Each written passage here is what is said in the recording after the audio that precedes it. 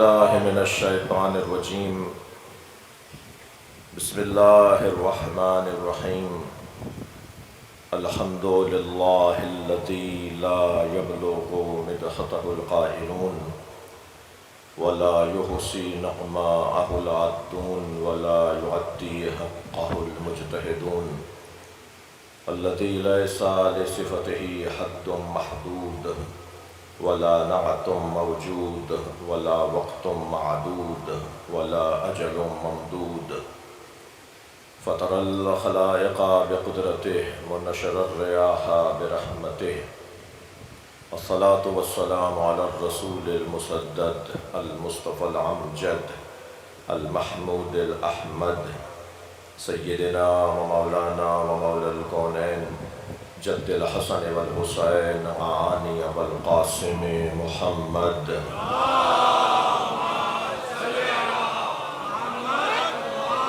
وآله الطيبين الطاهرين المعصومين الذين قال الله إنما يريد الله ليذهب عنكم الرجس أهل البيت ويطهركم تطهيرا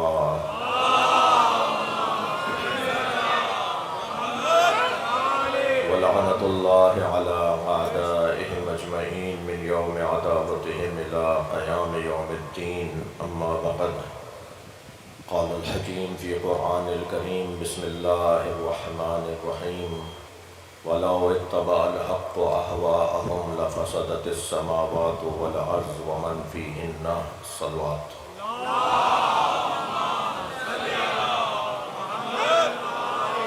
اس سے بلند صلوات دیا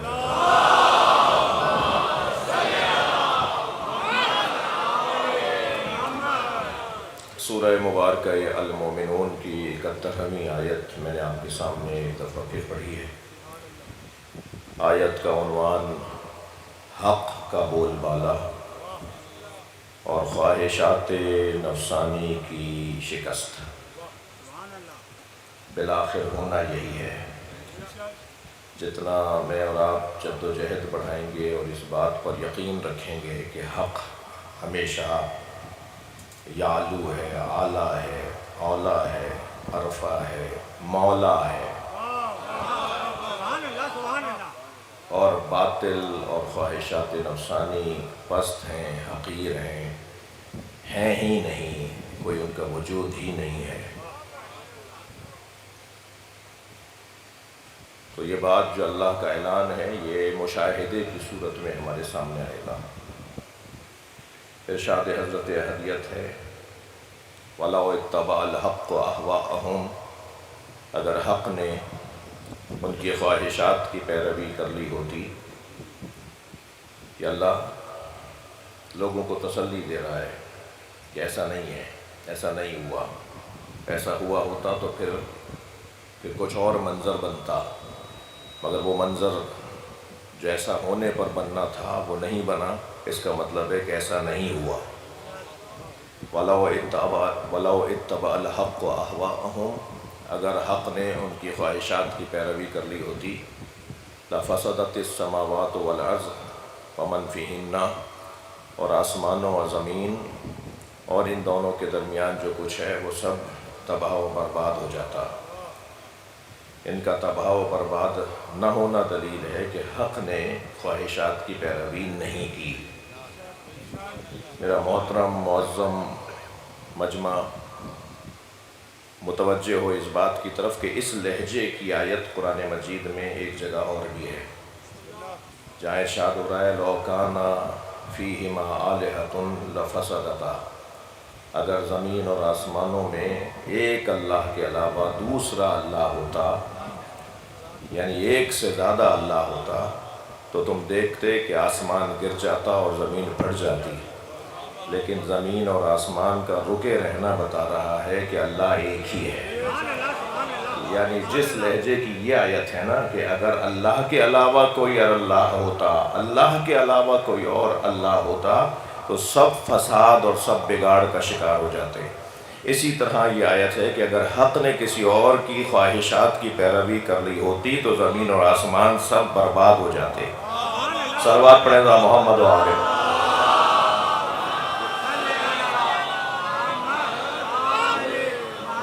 ایک اور بلند صلوات نبی کرام۔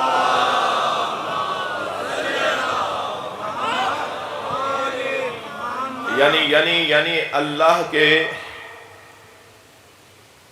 وجود کو وحدہ لا شریک ماننا ہے اور حق کو ہمیشہ اعلیٰ اور اولیٰ ماننا ہے۔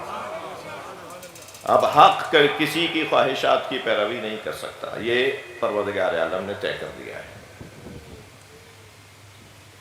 خواہشات ہیں کیا کہ جن کی پیروی حق نہیں کرے گا، یعنی حق کسی کی خواہشات کی پیروی نہیں کرے گا۔ یہ خواہشات کیا ہیں؟ کیا چاہتے ہیں لوگ؟ کیا ہے لوگوں کی آرزویں؟ کون سی ایسی چیزیں ہیں جسے اللہ پسند نہیں کرتا مگر عوام پسند کرتی ہے؟ کون سی؟ عوام سے مراد بھی غالب عوام، اکثر عوام، جی اکثر کے بارے میں بات ہو رہی ہے۔ وہ کون سی خواہشات ہیں؟ وہ کیا ہیں جن کی پیروی حق نہیں کرے گا؟ میں کوشش کرتا ہوں آج کی اس مجلس میں اپنے اس وقت کے اندر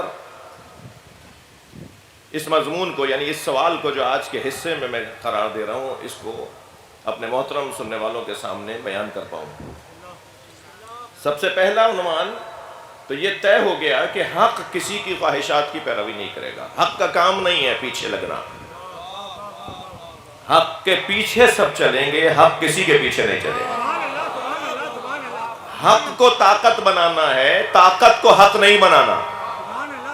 کل کی مجلس کے اندر ایک جملہ ہوا تھا، میں اسے تکرار کر رہا ہوں کہ طے کر لیں طاقت حق ہے یا حق طاقت ہے۔ طے کریں طاقت تہذیب ہے یا تہذیب طاقت ہے۔ طے کریں اقدار طاقت ہے یا طاقت اقدار بن جائے گی۔ طے کریں زور بازو حق ہے یا حق کو بازو کا زور بنایا جائے۔ وہ کون سی چیزیں ہیں کہ جن کو اولویت دینی ہے، جن کو اہمیت دینی ہے، جن کو اولویت حاصل ہے؟ توجہ چاہوں گا، جن کو اہمیت حاصل ہے یہ تو طے کر دیا پروردگار عالم نے کہ ایسا نہیں ہوگا۔ توجہ میرے ساتھ رہے گی۔ تو پھر وہ خواہشات کیا ہیں؟ سب سے پہلی خواہش یہ ہے کہ معیار اکثریت کو قرار دیا جائے۔ اکثریت کیا کہہ رہی ہے؟ زیادہ تر لوگ کیا کہہ رہے ہیں؟ زیادہ آواز کیا ہے؟ زیادہ بات کیا ہو رہی ہے؟ زیادہ لوگ کون سے ہیں؟ کون سے مذہب کے ماننے والے زیادہ ہیں؟ کون سے نظریے کے ماننے والے زیادہ ہیں؟ یہ جو کثرت کو عنوان بنایا جائے، یہ ہوائے نفسانی ہے، یہ خواہشات نفسی ہے۔ یہ ضروری نہیں ہے کہ جو زیادہ ہو وہ حق پر ہو۔ اگر حق پر ہوتے تو آپ زیادہ ہوتے، اگر حق پر ہوتے تو آپ کی تعداد زیادہ ہوتی۔ بھائی تمہیں یہ کون سمجھائے گا کہ حق پر عمل کرنا مشکل ہے اس لیے حق والے کم ہوتے ہیں؟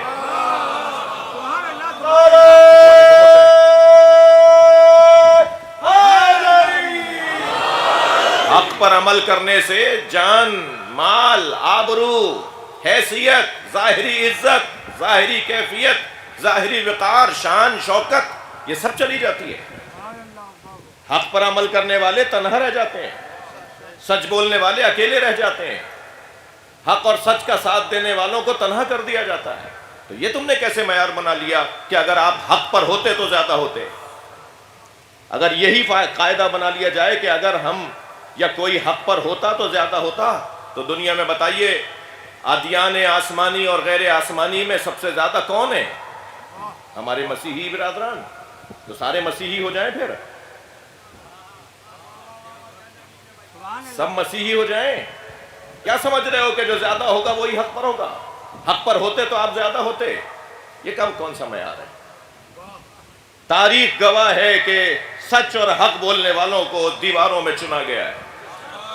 تاریخ گواہ ہے کہ حق اور سچ بولنے والوں کو ہمیشہ ظلم کا نشانہ بنایا گیا ہے، زندانوں میں ان کو ڈالا گیا ہے، ان کو اٹھا لیا گیا ہے، انہیں مار دیا گیا ہے، انہیں رستے سے ہٹا دیا گیا ہے، کبھی انہیں روب اور دھونس میں لا کر، کبھی انہیں پیسے کی لالچ دے کر، کبھی انہیں خرید کر۔ حق والے تو کم ہوتے ہیں، سچ بولنے والے تو کم ہوتے ہیں۔ مجھے معاف کیجیے گا، میں اپنے مفہوم پر بہت ہی روشن موقف کے ساتھ آگے بڑھ رہا ہوں۔ چھوٹی سی مثال لے لیجیے، میں نے ایک دکان سے قلم خریدا، میرے ساتھ میرے رفقا بھی تھے، اور ہم وہ لے کر ایک ایسی جگہ جہاں ہمیں کچھ لکھنا تھا، کچھ بیٹھ کر بات کرنی تھی، ہم وہاں پہنچے، ہم نے ایک تحریر لکھی۔ تحریر لکھنے کے بعد، مثال دے رہا ہوں، مثال، تحریر لکھنے کے بعد میں نے وہ اپنا مہنگا قلم وہ سامنے والی میز پہ رکھ دیا۔ کچھ دیر بعد وہاں ایک صاحب آئے، انہوں نے وہ قلم اٹھا کے اپنی جیب میں لگا لیا۔ اب جو لوگ میرے ساتھ گواہ تھے اس بات میں، جو لوگ میرے ساتھ شروع سے تھے، جنہوں نے دیکھا تھا یہ میرا پین ہے، وہ بھی وہاں بیٹھے تھے۔ انہوں نے جب اپنی جیب میں میرا پین، میرا قلم لگا لیا تو میں نے ان سے کہا جی یہ قلم میرا ہے۔ تو وہ کہنے لگے تم ہمیں جانتے نہیں ہو؟ میں نے کہا جی آپ کوئی بھی ہو، اگر یہ قلم میرا ہے۔ تو پھر دوسروں کو دیکھ کر وہ کہنے لگے انہیں بتاؤ میں کون ہوں۔ تو میں نے انہی لوگوں سے جن کے سامنے میں نے قلم خریدا تھا انہیں دیکھ کر کہا، میں نے کہا آپ بتائیے نا یہ قلم میرا ہے۔ تو وہاں بیٹھے ہوئے لوگوں میں میرے ہی لوگوں نے مجھے کہا مولانا اور لے لیجیے گا، صلوات پڑھ لیں ذرا محمد و آلہ۔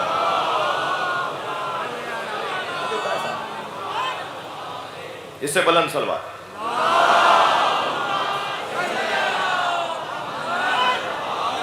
یعنی اتنی سی بہادری، اتنی سی شجاعت، اور پھر شیطان وسوسے دیتا ہے، خواہ الجھتے ہیں وہاں پر، پین کی کتنی قیمت ہے، قلم کی کیا حیثیت ہے، خواہ اس بات کے اوپر لڑائیاں ہو جاتی ہیں۔ ہم نے کہا اور لے لیجیے گا، پھر شیطان اور حوصلے دے رہا ہوتا ہے۔ اتنا سا حق بولنا، اتنا سا سچ کا ساتھ دینا مشکل ہے۔ جی قرآن مجید پروردگار عالم ارشاد فرماتا ہے، اللہ اکبر، هل يستوي الخبيث والطيب ولو أعجبك كثرة الخبيث واتقوا الله۔ کیا خبیث یعنی بری چیز اور طیب برابر ہیں؟ اچھی اور بری چیز برابر ہے؟ تمہیں بری چیزوں کی کثرت کہیں تعجب میں نہ ڈال دے۔ یہ اللہ اپنے نبی سے بات کر رہا ہے، کہیں بری چیزوں کی کثرت تمہیں تعجب میں نہ ڈال دے۔ فاتقوا اللہ، خیال رہے، تقوی پروردگار رہے، ہوشیار رہنا۔ کہیں بری چیزوں کی کثرت تمہیں اس بات میں تعجب میں نہ ڈال دے کہ یہ بری ہے تو زیادہ کیوں ہے، اور زیادہ ہے تو یہ اچھی کیوں نہیں ہے۔ مگر قرآن مجید نے اسے خواہش نفسانی قرار دیا ہے۔ خبردار اسے عنوان قرار مت دو۔ اور یہ جو قاعدہ ہے نا وَلَوْ أَعْجَبَكَ كَثْرَةُ الْخَبِيثِ، قرآن مجید سورہ عنکبوت ہے، اس قاعدے کو، اس قانون کو لے کر فقہا نے، عرفا نے، اور خاص طور پر علم معنی و بیان کے لوگوں نے، علم کلام کے لوگوں نے خاص طور پر اس کے اوپر بحث کی ہے کہ یہ ھذا حکم عام، یہ قاعدہ کلی ہے کہ کثرت کسی چیز کی تمہیں کہیں تعجب میں نہ ڈال دے۔ خبردار کثرت کو معیار قرار مت دینا۔ یہ قاعدہ عام ہے، من الاشخاص والاعمال والاحوال، یہ علماء علم کلام کی اصطلاح ہے جو میں عرض کر رہا ہوں۔ افراد کے اندر بھی اگر کسی چیز میں زیادہ لوگ ایک بات کر رہے ہوں اور کم لوگ ایک بات کر رہے ہوں تو یہ مت دیکھنا کہ زیادہ کیوں کہ ایک بات کر رہے ہیں تو یہ سچ کہہ رہے ہیں۔ یہ قاعدہ نہیں ہے، قاعدہ پھر کچھ اور بنے گا پھر وہاں۔ جی سارے ملک کے لوگ مل کر اگر کسی حرام چیز کے بارے میں یہ پاس کروا لیں کہ اسے رائج کر دیا جائے تو کیا اکثریت کی رائے کو مان لیا جائے گا؟ وہ کون سی چیز ہے؟ خبردار نہیں۔ یہ خواہش نفسانی ہے۔ اب ایک مرتبہ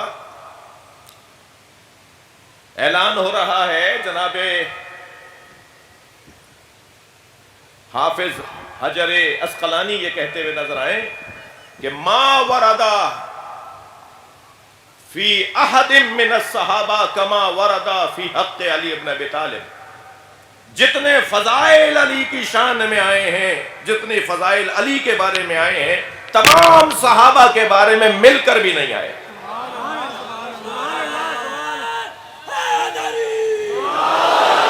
یعنی ایک جانب قاعدہ یہ ہے فقہا کا، علماء کا، مفسرین کا کہ ہمارے سامنے ہزاروں نہیں لاکھوں کی تعداد میں احادیث ہیں، فضائل کے باب میں احادیث ہیں، وہ ساری احادیث کو اگر ایک جگہ رکھا جائے تو اکیلے علی کی شان میں جتنے فضائل آئے ہیں اتنے تمام صحابہ کو ایک جگہ بھی تصور کریں تو ان سارے صحابہ کے بارے میں اتنے فضائل نہیں آئے.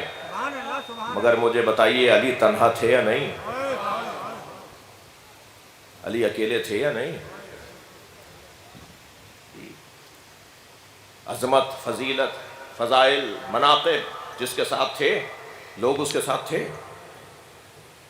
تو کہہ دیں کہ پھر فضائل کو مانے یا کثرت ناس کو مانے، عظمت کو مانے یا اکثریت کو مانے؟ کون سی چیز حق ہے؟ کون سی چیز طاقت ہے؟ عظمت، فضائل، یہ طاقت ہے. لہذا ابن تیمیہ اپنی کتاب کے اندر لکھتا ہے کہ اگر یہ انہوں نے یہ الجھن ڈالی ہے، انہوں نے وہ کہتے ہیں کہ اگر علی کی شان میں اتنے فضائل تھے، اتنی عظمت علی کی ہے، تو اکثر الصحابہ یسبون و یقتلون و یخالفون، اکثر الصحابہ و تابعین، اکثر صحابی اور اکثر تابعین تو علی کے مخالف تھے، علی کے اوپر سب کرتے تھے، علی کے ساتھ لڑتے تھے. اکثریت تو نہیں تھی علی کے ساتھ. تو معیار پھر اکثریت نہیں ہوا، معیار پھر اقلیت بھی معیار نہیں ہے، اکثریت بھی معیار نہیں ہے، حق معیار ہے. ہاں اگر حق کے ساتھ اکثریت ہو جائے، صلوات پڑھے ذرا محمد و آلہ.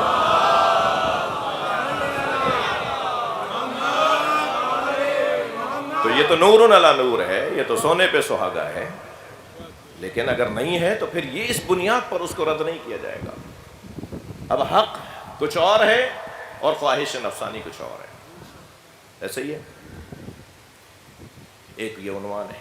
دوسرا عنوان یہ ہے کہ عزیزان گرامی تصور یہ کیا جاتا ہے، ایک صلوات ہدیہ کریں ذرا محمد والے.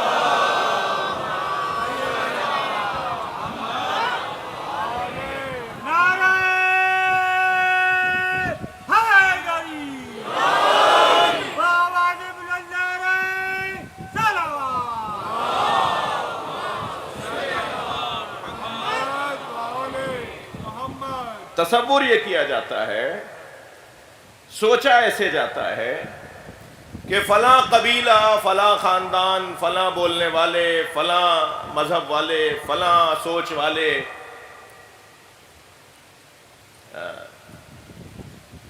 مثلا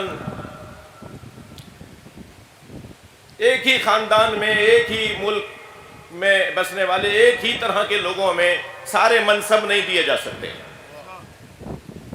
بڑے منصب ایک ہی مذہب والوں میں، ایک ہی سوچ والوں میں، ایک ہی زبان والوں میں نہیں دیے جا سکتے. میں کسی طور اپنے ملک اور اپنے وطن کو مد نظر رکھتے ہوئے بات نہیں کر رہا، ایک عمومی بات کر رہا ہوں. یہ بات ہر جگہ اور اکثر جگہوں پر ہے کہ نہیں. مثلا فلاں منصب، فلاں سرکاری ذمہ داری اگر فلاں مسلک والوں کو دے دی گئی ہے تو اب دوسری ذمہ داری انہیں نہیں دیں گے کیونکہ بس ایک ہو گیا. میری بات اللہ کرے میں پہنچانے میں کامیاب رہوں. میں مقدماتی گفتگو کو چھوڑ کے نتیجے پر آ جاتا ہوں. مثلا اگر یہ کہا جائے اور کہنے والا بھی کوئی معتبر ہو، میرا مجمع، میرا محترم سامع میرے اشاروں کے ساتھ میرے ساتھ رہے گا، ضرورت ہی نہیں ہے مجھے نام لینے کی اور تفصیل میں جانے کی. اصلی بات پہنچنی چاہیے. اگر بولنے والا بھی کوئی تاریخ کا معتبر شخصیت ہو جی، اور رضی اللہ تعالیٰ عنہ ہو، اور اس سے زیادہ کیا کہوں گا. اگر کوئی بولنے والا معتبر شخص ہو اور وہ یہ کہہ کر میرے مولا علی کی خلافت کو تسلیم نہ کرے کہ لوگ پسند نہیں کرتے کہ ایک ہی گھر میں نبوت بھی ہو اور امامت بھی ہو. بھائی صلوات پڑھے تو میں عرض کروں.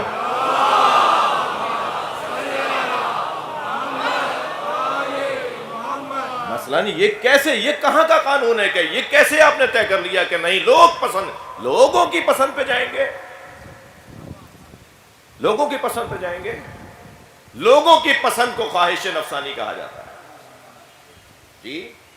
اور قرآن یہ کہہ رہا ہے کہ حق کبھی بھی خواہشات نفسانی کی پیروی نہیں کر سکتا. کیا کہہ رہے ہیں؟ لوگ پسند نہیں کرتے. جب پوچھا نا حضرت ابن عباس نے بھائی یہ کیا ہوا، انہوں نے کہا کہ لوگ پسند نہیں کرتے کہ ایک ہی گھر میں نبوت بھی ہو اور ایک ہی گھر میں امامت بھی ہو. پروردگار عالم کو تو پتا تھا نا کہ لوگوں کی پسند کیا کروائے گی، تو اللہ نے حضرت ابراہیم کا نام لے کر انہی کے گھرانے میں نبوت بھی رکھی اور انہی کے گھرانے میں امامت بھی رکھی.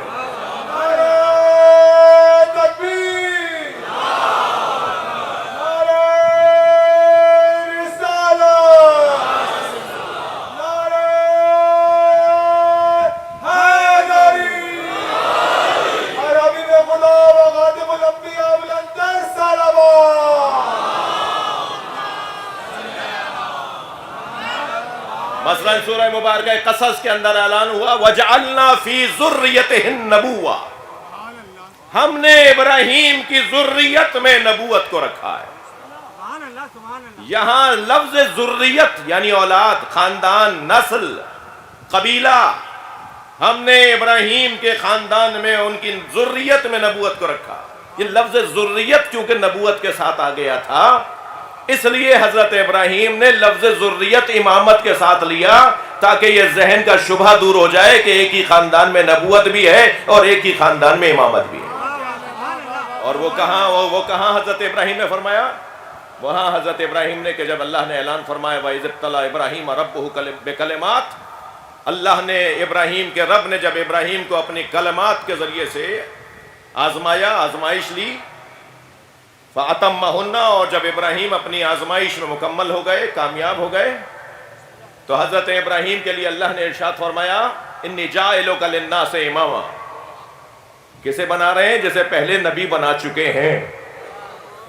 اچھا، جسے نبی بنا چکے ہیں اسی کو امام بنا رہے ہیں. ممکن ہے کوئی کہ صاحب ہمارا شبہ اس سے دور نہیں ہوتا، ہمارا اعتراض اس سے دور نہیں ہوتا، وہی وجود ہے جو نبی بھی ہے، وہی شخصیت ہے جو امام بھی ہے. لیکن نہیں، حضرت ابراہیم نے تو آپ کے شبہ کو دور کر دیا.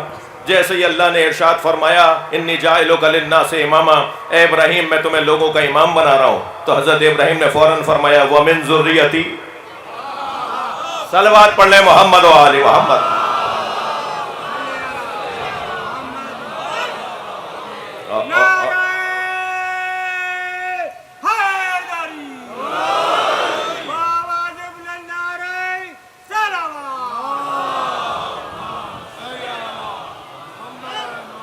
وَمِن ذُرِّيَّتِي، اور میری نسل میں، میرے خاندان میں. تو اللہ نے کیا جواب دیا؟ کیا اللہ نے یہ کہہ دیا کہ نہیں تمہاری ذریت میں امامت نہیں آئے گی؟ اللہ نے جواب دیا لا ینال عہد الظالمین، تمہاری ذریت میں جو ابو لہب ہوگا نا اسے امام نہیں بناؤں گا، مگر جو محمد ہوگا اسے امام بنا دوں گا. تمہاری ذریت میں جو ابو جہل ہوگا نا، تمہاری ذریت میں جو نابکار ہوں گے نا، انہیں امام نہیں بناؤں گا، مگر میں علی کو امام بنا دوں گا.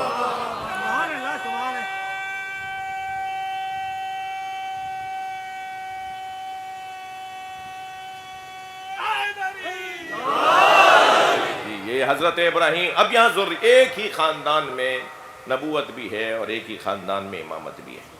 تو یہ معیار نہیں ہے، یہ خواہش نفسانی ہے. ایک خاندان میں نہیں ہونا چاہیے، اس گھرانے میں نہیں ہونا چاہیے. اور یاد رہے میرے عزیزو، وشاورہم فی الامر. میرا محترم سامع جانتا ہے کہ ہمارا موضوع ہے عقیدہ امامت. وشاورہم فی الامر، قرآن مجید کی آیت. وامرہم شورا بینکم، قرآن مجید کی آیت. ان آیات سے امامت اور خلافت کو تسلیم کرنا یا رد کرنا علمی طور پر خیانت ہے. جب قرآن کہہ رہا ہے شاورہم فی الامر، اپنے معاملات میں مشورہ کیا کرو، توجہ، اپنے معاملات میں مشورہ کیا کرو. قرآن مجید اگر یہ ارشاد ہو رہا ہے کہ امرہم شورا بینکم، تمہارے درمیان مشورت جو ہے وہی مسئلے کا حل ہے، تو یہ طے کر لیں کہ کس چیز پہ مشورہ کرنا ہے اور کس چیز پہ مشورہ نہیں کرنا. کیا ہر بات میں مشورے کے اوپر ہی فیصلہ ہوگا؟ اور پھر کس کا مشورہ؟ یہ جو امرہم شورا بینکم وشاورہم فی الامر، یہ دو ہی آیتیں ہیں قرآن مجید میں مشورے کے بارے میں. صلوات پڑھیں ذرا محمد و آل محمد. یہ دونوں آیتیں ممکن ہے ملک میں انتخابات پر تو دلیل ہوں. مثلا یہ بچہ پوچھے گا کہ اسلام میں جمہوریت ہے یا نہیں. مثلا یہ جوان مجھ سے سوال کر سکتا ہے کہ آپ دین کے طالب علم ہیں، تو بتائیے کیا اسلام میں جمہوریت کا تصور ہے یا نہیں؟ اسلام میں جمہوریت کا تصور ہے؟ کون کہتا ہے اسلام میں جمہوریت کا تصور نہیں ہے؟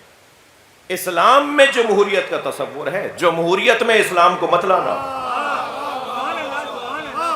لہذا ہماری مملکت کے آئین کے پہلے صفحے پہ لکھا ہوا ہے کہ یہ سرزمین اللہ کی سرزمین ہے، یہاں قرآن اور سنت سے ہٹ کر فیصلے نہیں ہوں گے، یہاں قرآن اور سنت سے ہٹ کر فیصلے نہیں ہوں گے. پاکستان کے آئین کے پہلے صفحے پہ لکھا ہے.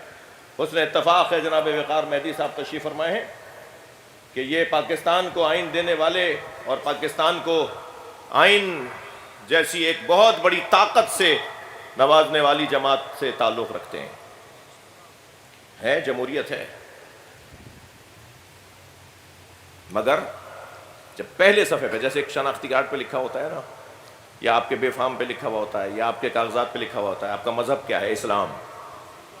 جی شناختی کارڈ کی طرح پاکستان کا آئین نہیں رہ جانا چاہیے کہ بس شناخت کے لیے کہ اسلام یہاں حاکم ہے. جی بات آ گئی ہے تو وقار بھائی سے تو کہوں گا، اور کس سے کہوں گا. اسلامی نظریاتی کونسل کے علماء کا گلہ ہے، شکوہ ہے. ایک بہت بڑا ہال ان سفارشات کی مجلدات سے بھر چکا ہے جو پیش کی جاتی ہیں اسلامی نظریاتی کونسل میں، مگر ان میں سے 5-8% پہ سے زیادہ پہ عمل نہیں ہوتا اس ملک میں. یعنی اگر 1000 سفارشات اب تک اسلامی نظریاتی کونسل نے پیش کی ہیں تو 1000 میں سے شاید 50 پر عمل ہوا ہوگا، 95 پر عمل نہیں ہوا. اور نہ صرف یہ کہ عمل ممکن نہیں تھا اس وجہ سے عمل نہیں ہوا، یہ بھی ہو سکتا ہے، یہ بھی ہو سکتا ہے. میں بھی ہلکا پھلکا کچھ سیاسی چیزوں کا شد بدھ رکھتا ہوں، یہ بھی ممکن ہے کہ ایک مولانا صاحب، مولانا حضرات کا فورم ایک سفارش پیش کرے اور اس سفارش پہ عمل ممکن نہیں ہے. بھائی آپ کی بات بہت اچھی ہے، بات معقول بھی ہے، مگر ممکن ہے. ہر معقول بات ممکن نہیں ہوتی، یہ سمجھنے کی بات ہے. اچھے مشورے دے رہے ہوتے ہیں ہمارے لوگ، اچھی باتیں کر رہے ہوتے ہیں، ہماری شخصیات کر رہی ہوتی ہیں، میٹنگز کے اندر بڑے باتیں اور فیصلے ہو رہے ہوتے ہیں، مگر یہ ممکن نہیں ہے. بھائی کیسے ہوگا؟ یہ بات تو تم نے بڑی اچھی کر دی، ہوگا کیسے؟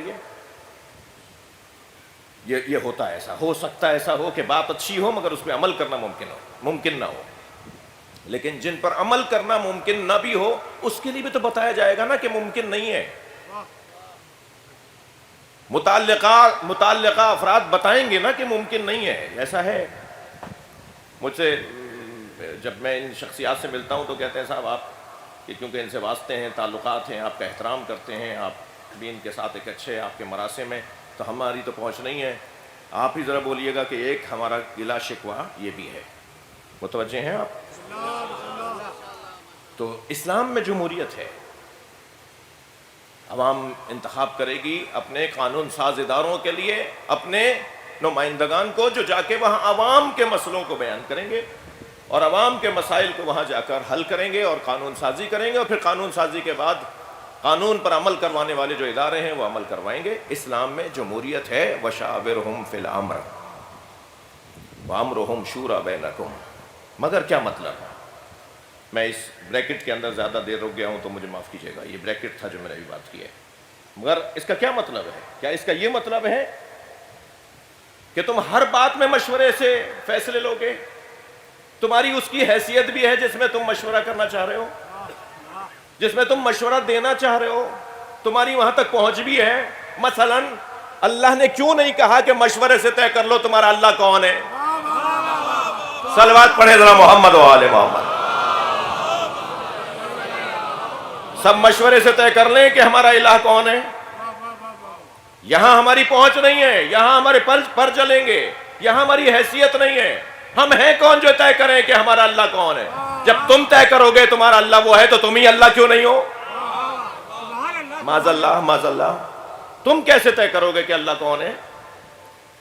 لہذا جتنے بھی بت ساز ہیں، بت پرست ہیں، اپنے ہاتھوں کے بنائے ہوئے الہوں کے آگے خم و راست ہوتے ہیں، ان سب کا یہ عمل عقلی طور پر مذموم ہے، مردود ہے، قابل رد ہے۔ اللہ نے یہ نہیں کہا کہ کہو، اللہ نے یہ نہیں کہا کہ اللہ بناؤ۔ قل هو اللہ احد، اے مصطفیٰ انہیں بتاؤ جس اللہ کو تم ڈھونڈ رہے ہو وہ احد ہے۔ اتنی رہنمائی کرے گا وہ۔ تمہارے ذہن کے اندر، تمہاری فطرت کے اندر اللہ کی تلاش ہے، تمہاری فطرت کے اندر اللہ خدا جوئی ہے، تم اللہ کو ڈھونڈتے ہو۔ دنیا میں کوئی نہیں ملے گا جو کسی ابتدا کو نہ مانتا ہو، آغاز کو نہ مانتا ہو، کسی غیبی طاقت کو نہ مانتا ہو۔ کوئی نہیں ملے گا آپ کو، اگر وہ مسلمان ہو، وہ غیر مسلم ہو، وہ بت پرست بھی ہو، وہ بھی کسی ایک طاقت کو مانتا ہے۔ لہٰذا وہ جو ایک الہ کی تلاش میں ہے، اس کی رہنمائی کی جا رہی ہے کہ قل، کہہ دیجئے میرے حبیب، ہو اللہ، وہ اللہ، وہ تو اسے کہا جاتا ہے جو پہلے سے ذہن میں ہو۔ جی اشاروں میں تو بات وہاں کی جاتی ہے کہ جہاں اشارہ پہلے ذہن کے اندر واضح ہو۔ وہ اللہ یعنی جو تم سوچ رہے ہو، وہ اللہ جس کی تم تلاش میں ہو، احد، وہ احد ہے۔ یہاں بھی اللہ بنانے کی اجازت نہیں ہے جی، اللہ بنانے کی تو اجازت کیا ہوتی، یہاں تو نبی اور رسول بنانے کی بھی تمہیں اجازت نہیں ہے کہ اپنی پسند سے تم اپنے لیے نبی اور رسول بنا لو۔ اور نبی اور رسول تم کیا بناؤ گے؟ اس لیے کہ قرآن پکار کے حضرت موسیٰ کے لیے سورہ مبارکہ ابراہیم کی 5ویں آیت میں ارشاد فرماتا ہے لَقَدْ أَرْسَلْنَا مُوسَىٰ بِآيَاتِنَا، نبی تو ہوتا ہی وہ ہے جو وہاں سے بھیجا جائے اور نشانیوں کے ساتھ بھیجا جائے۔ کوئی بھی آ کے دعویٰ کر دے کافی نہیں ہے، کوئی بھی آ کے کہہ دے میں نبی ہوں یہ کافی نہیں ہے، ثابت کرنا پڑے گا کہ وہ نشانیاں بھی لایا یا نہیں۔ نشانیاں کیا ہیں اس کے پاس؟ سرکار کی رحلت کے بعد مسلمہ کذاب نے دعویٰ کیا کہ میں نبی ہوں جی، تو لوگوں نے کہا تم نبی ہو تو معجزہ بھی ہوگا، کوئی آیت بھی ہوگی، کوئی نشانی بھی ہوگی، کوئی علامت بھی ہوگی۔ کہنے ہاں میرے پاس بھی معجزے ہیں۔ تو ایک نے آواز دے کر کہا کہ سرکار دو جہاں نے ایک درخت کو حکم دیا تھا کہ چلتا ہوا آ جائے، تو وہ چلتا ہوا آ گیا تھا، تو یہ سامنے ایک درخت ہے، اس کو تم بھی حکم دو ذرا چل کے آ جائے۔ تو ایک دفعہ آواز دی، دوسری دفعہ آواز دی، تیسری دفعہ، وہ درخت تو چلا ہی نہیں، ہلا ہی نہیں۔ تو یہ اس کے قریب جا کے کھڑے ہو گئے، کہنے لگے ہم متکبر نہیں ہوتے، وہ نہیں آ رہا تھا تو میں چلا گیا۔ پھر نبی اگر دعویٰ کرے گا تو پھر اپنا مذاق بھی ایسے ہی بنوائے گا۔ یہ تاریخی واقعہ ہے جو میں نے سنایا۔ تو نبی بنانا بھی کام نہیں ہے امت کا۔ بھائی اللہ اور نبی کیا بنائیں گے مشوروں سے، جب نبی کا نمائندہ تم اپنی پسند سے نہیں بنا سکتے۔ صلوات پڑھیں ذرا، میں عرض کروں۔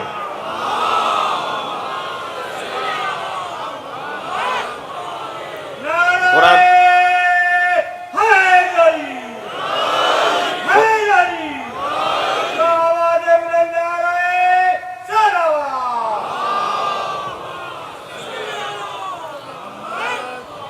توجہ ہے نا آپ حضرات کی؟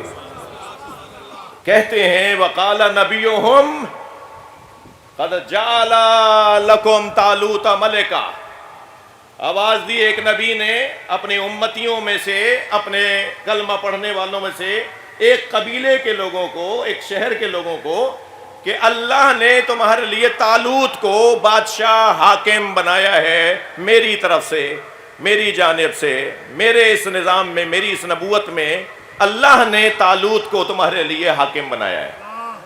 تو قرآن کہتا ہے انہوں نے کہا کہ نحن حق بالملک، ہم تو اس سے زیادہ حقدار ہیں، طالوت کو کیوں بنا دیا؟ طالوت کو ہمارے پر حاکم کیوں؟ ابھی قرآنی واقعہ ہے، یعنی نہ اللہ بنا سکتے ہیں اپنی مرضی سے، نہ مشوروں سے نبی بنا سکتے ہیں، نہ مشوروں سے نبی کا جانشین بنا سکتے ہیں، نہ اپنے مشوروں سے نبی، توجہ، نہ اپنے مشوروں سے نبی کا خلیفہ بنا سکتے ہیں۔ کہنے لگے اس سے زیادہ تو ہم حقدار ہیں، اس لیے کہ لم یؤتے سے اتم من المال، اس کے پاس تو پیسہ ہی نہیں ہے، اس کے پاس پیسہ نہیں ہے۔ تو یہاں پر اس نبی معظم نے، شمائل نبی کا واقعہ ہے ظاہراً، 2-3 نام لکھیں کہ کون سے نبی کا یہ قصہ ہے، قرآن مجید میں صرف نبیہم کہہ کر یاد کیا گیا ہے کہ ایک نبی نے اپنے زمانے کے امتیوں کو یہ کہا۔ اب اس میں مفسرین میں جناب مولانا مودودی صاحب نے شمائل نبی لکھا ہے، اور دیگر مفسرین نے جو ہے وہ حضرت عزیر ایک نے لکھا ہے، ایک حضرت عزیز لکھا ہے، یہ جو نبیوں کے نام ہیں۔ اس سے ہمیں غرض نہیں ہے، ہمیں تو وہ قاعدہ قانون چاہیے جو قرآن مجید میں بیان ہوا ہے. اور قاعدہ قانون یہ ہے کہ ایک نبی نے اپنے ہی امتیوں سے کہا کہ میں تمہارے شہر کے لیے، اللہ نے تمہارے شہر کے لیے میرے نظام میں میرے ساتھ چلنے والا ایک حاکم بنایا ہے جس کا نام طالوت ہے. تو طالوت تو نام آیا ہے. تو طالوت کے حاکم بننے پہ ان لوگوں نے کہا کہ ہم تو اس سے زیادہ حقدار ہیں، ہم تو اس سے زیادہ حقدار ہیں، ہم تو اس سے زیادہ حقدار ہیں. توجہ ہے بات کی بھائی، میرے ساتھ رہیے نا تھوڑا سا. وہ کہنے لگے ہم تو اس سے زیادہ حقدار ہیں. کہیں اور بھی ہوا تھا تاریخ کے صفحے میں ایسا کہ جب بنا دیا گیا تو انہوں نے کہا صاحب انہیں کیوں بنایا گیا ہے؟ کہنے لگے وہ تو بزرگ ہیں. کہا میں تو ان سے بھی زیادہ بزرگ ہوں. تو یہ تاریخ کے صفحات پلٹتے رہتے ہیں. ایک صلوات اور ہدیہ کریں نبی کے ذات. تو انہوں نے کہا نانو حق بالملک، ہم تو اس سے زیادہ مالک ہونے اور حاکم ہونے کے حقدار ہیں، اس لیے کہ اس کے پاس تو لم یؤت سعۃ من المال، ان کے پاس تو مال ہی نہیں ہے. اب ذرا قاعدہ لے لیجئے. قاعدہ کیا ہے؟ اللہ نے اس جواب پر جو جواب دیا ہے، اس جواب پر جواب یہ دیا کہ قال نبیہم ان اللہ اصطفیٰ. ان کے نبی نے کہا اللہ نے چن لیا ہے، تم مانو یا نہ مانو. صلوات پڑھیں محمد و آل محمد.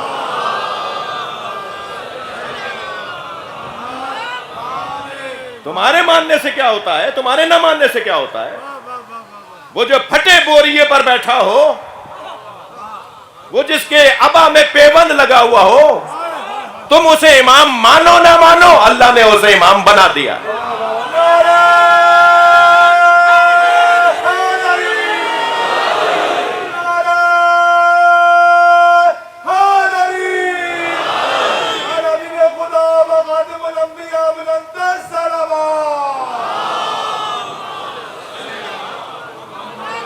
مگر عزیزو کیا خوبصورت آیت ہے، کیا قانون کلی ہے، کیا آفاقی پیغام ہے پروردگار عالم کا.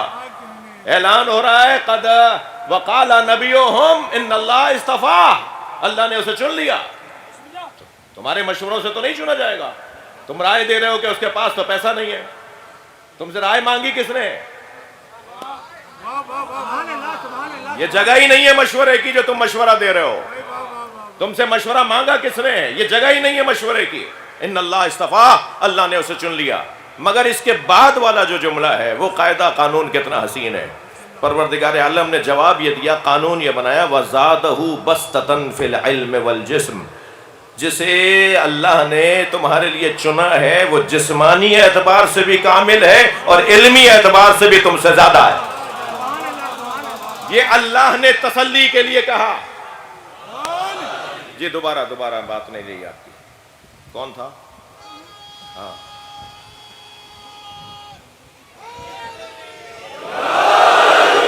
اصل میں جس نفسیات کا حامل خطیب ہوں نا، میں فقیروں کی اولاد ہوں بھائی. جی میں مولا کے عزاداروں کی اولاد ہوں. جی آپ کا احترام بہت زیادہ ہے. یہ جو نیچے بیٹھے ہوئے ہیں نا، ہمیں آپ نے اوپر بٹھایا ہے، اس کا مطلب یہ نہیں ہے کہ ہم اوپر ہیں. اوپر تو آپ ہیں جو نیچے بیٹھے ہیں، اس لیے کہ امام سجاد آپ کے درمیان آ کے بیٹھتے ہیں. جی آپ کا مقام ذاکروں سے زیادہ ہے. اس لیے میں تو ایک بال برابر بھی کسی سامع کی کوئی بے حرمتی بے ادبی اگر ہو رہی ہو یا اس کا شبہ ہو تو میں اس کا ازالہ کرنے کی پوری کوشش کرتا ہوں. کبھی مجھ سے ہو گیا ہو تو مجھے معاف کر دیجیے گا. جی کیا قاعدہ دیا؟ تھوڑا سا میرے ساتھ رہیے فضائل میں. کیا قاعدہ دیا؟ قاعدہ یہ دیا کہ زادہ بسطۃ فی العلم والجسم. جو ملک بنایا گیا ہے تمہارے لیے، حاکم بنایا گیا ہے، ملک بنایا گیا ہے، حاکم بنایا گیا ہے، اس کے پاس علم بھی تم سے زیادہ ہے اور جسمانی طاقت بھی تم سے زیادہ ہے. بس مجھے نتیجہ دینے دیجئے. قاعدہ یہ ہوا کہ اللہ اسے نبی کا جانشین بناتا ہے جس کے پاس علم بھی زیادہ ہو اور جسمانی طور پر بھی سب سے مضبوط ہو. لہذا جب نبی آخر کا کوئی جانشین بنے گا تو سلونی کا دعویٰ کر کے بتائے گا کہ علم زیادہ ہے.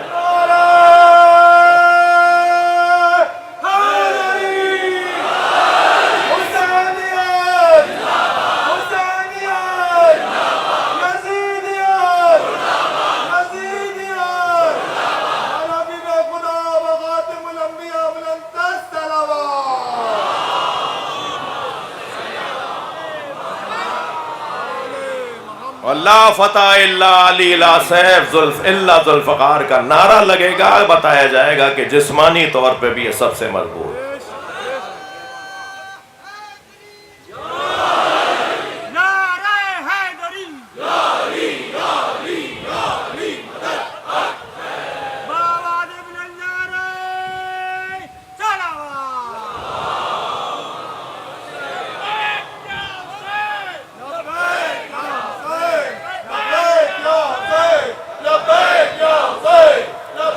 مل کر جواب دیجئے، مل کے جواب۔ بلند تر صلوات پڑھ لیں، محمد و آل محمد، اللہم صلی علی محمد و آل محمد۔ اس سے بلند صلوات پڑھ لیں،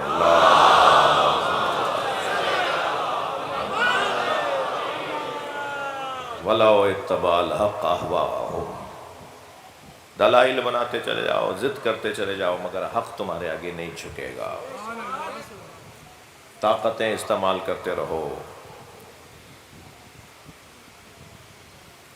مگر حق تمہارے آگے نہیں جھکے گا۔ اگر حق جھک گیا ہوتا تو جب امام حسین نے فرمایا تھا انی لم اخرج اشرا ولا بطرا ولا مفسدا انما خرجت لطلب الاصلاح فی امت جدی اسیر بسیرت جدی و ابی علی بن ابی طالب۔ فرمایا تھا امام حسین نے کہ میں اپنے نانا اور اپنے بابا کی سیرت پر عمل کرنے جا رہا ہوں، تو کوئی تو کھڑے ہو کر کہہ دیتا نا کہ آپ کے بابا نے بیعت کر لی تھی۔ کسی نے نہیں کہا، حق نہیں جھکتا، حق حسین ہے، وہ اپنا سر کٹوا دے گا۔ سرداد نداد دست در دست یزید۔ کیا مانگا تھا یزید نے؟ ہاتھ، بیعت۔ یزید نے ہاتھ مانگا تھا نا کہ میرے ہاتھ پر اپنا ہاتھ رکھ دو، میری بیعت کر لو۔ امام حسین نے ہاتھ نہیں دیا۔ یہ پنجہ دیکھ رہے ہیں آپ جو میرے سر پر، یہ ہمارے علم میں پنجہ کیوں لگایا جاتا ہے؟ پوری دنیا میں لگایا جاتا ہے، صرف بر صغیر میں نہیں، پوری دنیا میں بیرقوں پر، علموں پر پنجہ لگایا جاتا ہے۔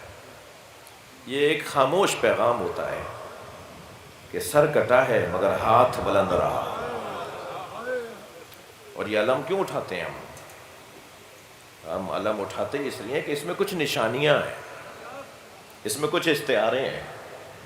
سب سے پہلا استعارہ تو اس میں ایک سر بریدہ کا بلند ہاتھ ہے، سر کٹا ہے مگر ہاتھ اس کا اونچا ہے، دست رسی ہے، بالا دستی ہے، اس کی بالا دستی ہے۔ دوسرا علم کے اندر ایک مشک بھی لٹکی ہوتی ہے، جو استعارہ ہے اس بات کی طرف کہ یہاں پانی کا کوئی مسئلہ تھا، اور مسئلہ یہ تھا کہ بچے پیاسے تھے اور سقا پانی نہ لا سکا۔ جس کا کام تھا نا پانی لانا، جس کی ذمہ داری تھی پانی پلانا، اس کے بازو کٹ گئے، اس کے سر پہ گرز لگ گیا، اس کی آنکھ میں تیر لگ گیا، مشک میں تیر لگ گیا، پانی وہ نہیں لا سکا۔ جب علم اور خالی علم اور مشک اٹھا کر مولا حسین خیموں کی طرف آئے تو جناب سکینہ نے پہلا سوال تعجب سے کیا تھا، این عمی العباس، بابا میرے چچا عباس کہاں رہ گئے؟ تو امام حسین نے فرمایا تھا سکینہ انتظار نہ کرو، تمہارا چچا نہر پہ سو گیا۔ اور ایک جملہ یہ بھی فرمایا تھا سکینہ یہ پانی بہت مہنگا پڑا، اجرکم اللہ، میرا بھائی اس پانی کی وجہ سے مارا گیا، اجرکم اللہ، اجرکم اللہ۔ آپ آمادہ ہو گئے، جو جہاں بیٹھا ہوا ہے پرسہ دے گا، اپنی آوازوں کو آزاد کرے گا۔ جس کے مذہب میں رونا جائز ہے وہ تکلف کر کے نہ روئے۔ آج 3 محرم ہے، آج 3 محرم ہے، آج اور کل یعنی 4 محرم کو ہم امام حسین کے اصحاب کو سلام کرتے ہیں۔ میرے مولا شب عاشور ایک بڑے خیمے میں اپنے اصحاب سے ملنے کے لیے آئے۔ تمام اصحاب تھے جو امام حسین کے گرد اپنا حلقہ لگائے تھے، ایسا لگ رہا تھا جیسے ستاروں کے درمیان چاند کھڑا ہو۔ امام حسین نے اپنے اصحاب سے خطاب فرمایا یہ مجھے مارنے آئے ہیں اور تمہیں بھی میری وجہ سے ماریں گے، میں اپنی بیعت تم سے اٹھا لیتا ہوں، تم میں سے کوئی جانا چاہے تو واپس چلا جائے۔ اور پھر امام نے جب یہ خطبہ ارشاد فرمایا تو ہر صحابی نے ایک مرتبہ آواز دے کر کہا مولا ہم آپ کو تنہا چھوڑ کے نہیں جائیں گے۔ تو امام نے فرمایا شاید تم جاتے ہوئے شرمسار ہو رہے ہوگے، اس لیے میں چراغ خیمہ گل کر دیتا ہوں۔ امام نے اس بڑے خیمے کے چراغ کو، مشعل کو گل کروا دیا، بجھا دیا، اور فرمایا کہ اب کوئی کسی کی شکل نہیں دیکھ رہا، جو جانا چاہتا ہے، رات کی تاریکی ہے، تم میں سے جو جانا چاہتا ہے چلا جائے۔ سنیں گے عزادارو، جب دوبارہ کچھ دیر کے بعد مشعل روشن ہوئی تو تمام صحابہ وہیں کھڑے ہوئے تھے، اور حضرت زہیر نے اور پھر دوسری مرتبہ حضرت حبیب نے ایک جملہ کہا مولا اگر ہم 70 مرتبہ مارے گئے اور پھر زندہ کیے گئے ہم تب بھی آپ کو چھوڑ کر نہیں جائیں گے۔ اجرکم اللہ، اجرکم اللہ، اجرکم اللہ۔ آپ کی آوازیں بلند ہیں، اللہ آپ کو اس کا اجر و ثواب عطا فرمائے۔ اس وقت امام حسین نے فرمایا تھا انی لا عالم اصحابا کا اصحابی، جیسے اصحاب اللہ نے مجھے عطا کیے ہیں مجھے کسی کے اصحاب کے بارے میں نہیں معلوم کہ ایسے اصحاب ان کے پاس تھے۔ امام نے اس خیمے میں اپنے اصحاب کو شہادت نامہ بھی پڑھ کے سنایا۔ زہیر تم کیسے مارے جاؤ گے، حبیب تمہیں کیسے مارا جائے گا، اجرکم اللہ۔ سنیں گے عزادارو، جب اصحاب سے گفتگو تمام ہو گئی نا اور ہر صحابی اپنے اپنے خیموں کی طرف اپنی اپنی مشغولیت میں مصروف ہو گیا تو امام نے کیا دیکھا کہ خیمے کے کونے میں قاسم کھڑے ہوئے ہیں۔ حضرت قاسم ابن حسن امام حسین کے بھتیجے، حضرت ام فروہ کے بیٹے حضرت قاسم کھڑے ہوئے ہیں کہ ایک مرتبہ آگے بڑھ کر حضرت قاسم نے فرمایا چچا جان آپ نے تمام اصحاب کے نام تو بتا دیے کہ کون کیسے شہید ہوگا، کیا میرا نام بھی شہیدوں میں ہے؟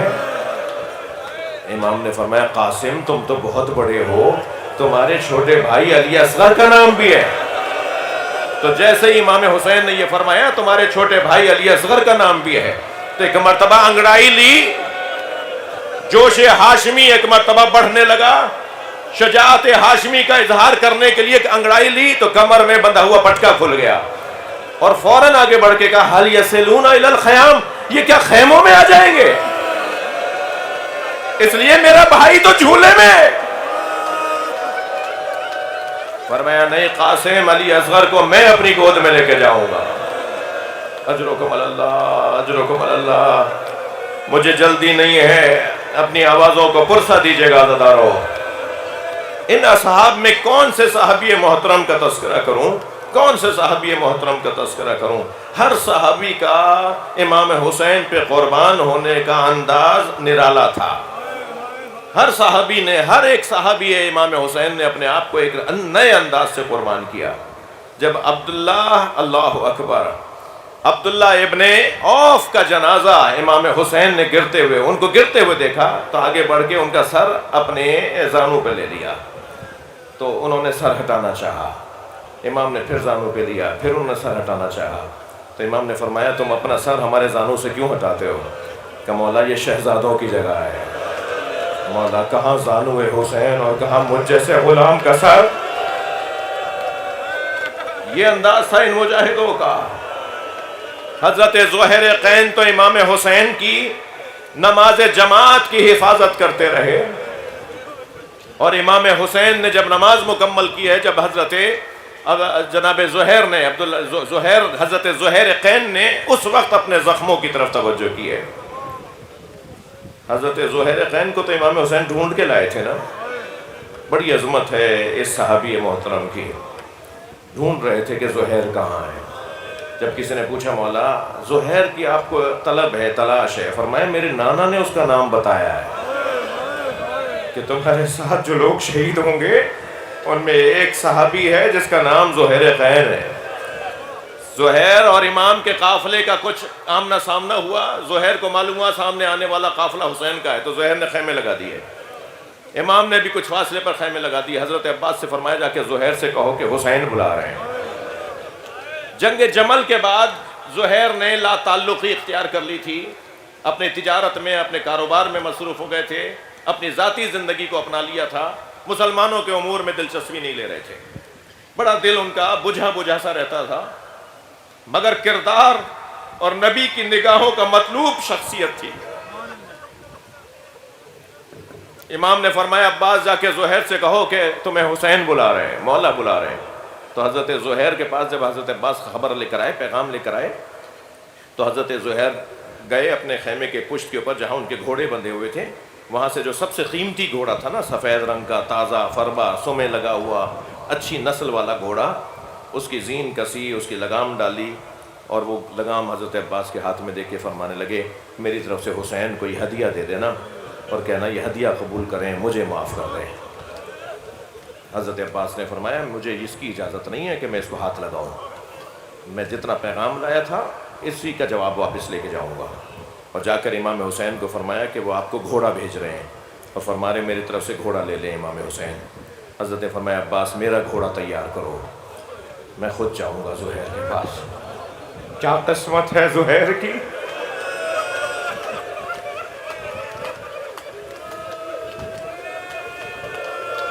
جیسے ہی زہیر کو علم ہوا کہ حسین خود آ رہے ہیں، فوراً امامہ سر پہ رکھا، تیار ہوئے، خیمے سے باہر آئے، آگے بڑھ کر امام حسین کے گھوڑے کی لگام کو تھاما، امام کی زین کو سنبھالا تاکہ امام اتریں، گلے لگے۔ امام سے فرمایا آپ نے کیوں زحمت فرمائی؟ کہا زہیر مجھے تمہارے گھوڑے کی ضرورت نہیں ہے، مجھے تو تمہاری ضرورت ہے۔ روایت کہتی ہے کہ خیمے کی پشت پر دور صحرا میں تنہا حضرت زہیر کا ہاتھ پکڑ کر امام حسین چلے گئے، اور جب واپس آئے تو امام اپنے گھوڑے پہ بیٹھ کے اپنے خیموں کی طرف چلے گئے، اور زہیر اپنے خیمے میں آئے، اپنا سامان باندھنے لگے۔ تو زوجہ نے کہا کیا ہوا ہے؟ دلہا نام لکھا ہے زوجہ کا، کیا ہوا ہے، کہاں جا رہے ہیں، کیا ارادہ ہے؟ کہا دلہا میں نے طے کیا ہے کہ میں حسین کے ساتھ جا رہا ہوں، حسین نے جو میرا مقام ہے مجھے دکھا دیا ہے۔